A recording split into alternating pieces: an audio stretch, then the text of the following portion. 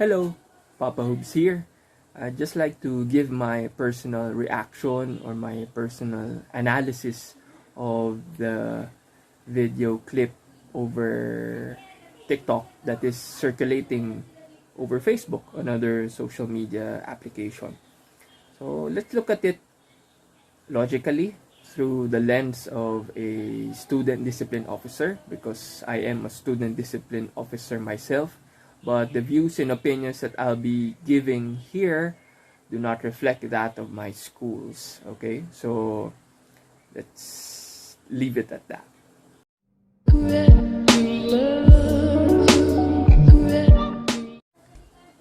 So we can look at several things in that particular clip. I won't be showing the clip anymore. This is just a screenshot of the image that is available online, that is making rounds online. So we need to see the totality of the circumstances, where, well, we are limited on what is made available to us, since this was shot and this was posted online. So what we can work with is what is available online. So based on that short clip, we can see that it was an activity, a classroom activity, wherein the teacher asks the students to recite their poems for their activity. So we can ask, firstly, what was the rubric used? What were the requirements of that particular activity? Can they be able to use a derived work, or is it really a completely original work? So that is number one. Secondly, was recording required during that particular activity? Did the teacher ask the students to record that particular activity for documentation purposes? And if so, what was the limit of the permission? That's a second one. But you can also look at the reaction of the students in that particular clip, since most, if not all of them, were laughing, and the teacher also was correcting the student as to how she was reciting her poem. So it can be concluded, or it can be inferred, that the teacher did not know that that particular poem was completely lifted from a song from Ed Sheeran entitled Photograph. And since the students mostly were laughing, I believe that the teacher did not give any permission to have that particular activity recorded. So that is why in disciplinary cases, it is very important that the teachers would file a formal report to their discipline head. If they don't have one, then normally that would be the responsibility of the principal. Since this is formal, it should be done in writing. So all the details are there, and it is duly signed by the teacher or whoever is complaining to students. Since what I am seeing here is that if the school has a manual and they have enumerated certain offenses that the students or the learners may commit as a violation of school policies or school rules or regulations, then they may cite or they may enumerate those violations when the discipline head or the principal or whoever is in charge of school discipline would call for them. So what I'm seeing here in this particular clip is that they can be held liable, or they can be held accountable for gross disrespect if it can be established that there was malice in what they were doing. And secondly, since someone uploaded the video clip without the expressed permission, allegedly, we are still basing this on the video made available, since this was posted online without even the permission of the teacher to record that particular activity and much less post it online, then the students may be held liable for malicious dissemination of information. So this is in line or in parallel with the provisions of the Data Privacy Act, which protects the data or information of data subjects, okay? And it can be interpreted in schools that even the mere picture of a subject, a data subject for that matter, is already considered personal information. So how much more if it is a full video that is showcasing the face, the voice, even the venue of that particular activity, and even the school uniform was exposed in that particular clip. So even I was able to identify which school the video took place or the video was taken from. So we have to remember, dear teachers, we are in the business of formation.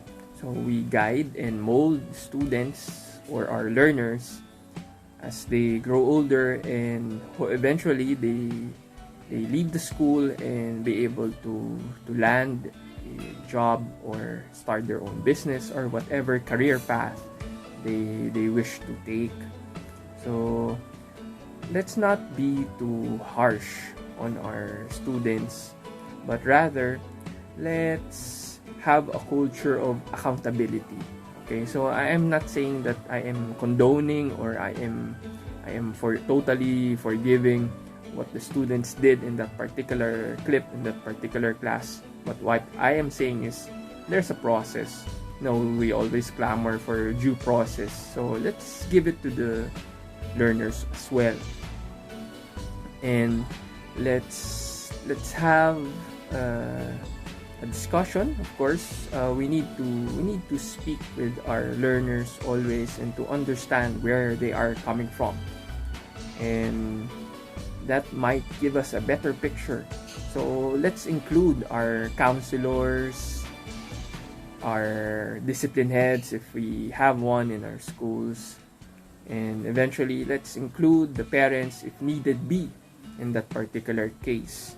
So let's move the gears of the school community whenever we are addressing cases like this, so that we are not burdened with all of the potential disciplinary cases in school, but rather we cooperate and we collaborate with the other members of the school community so that they would be able to aid us and be able to help us in dealing with student behavior or potential disciplinary cases.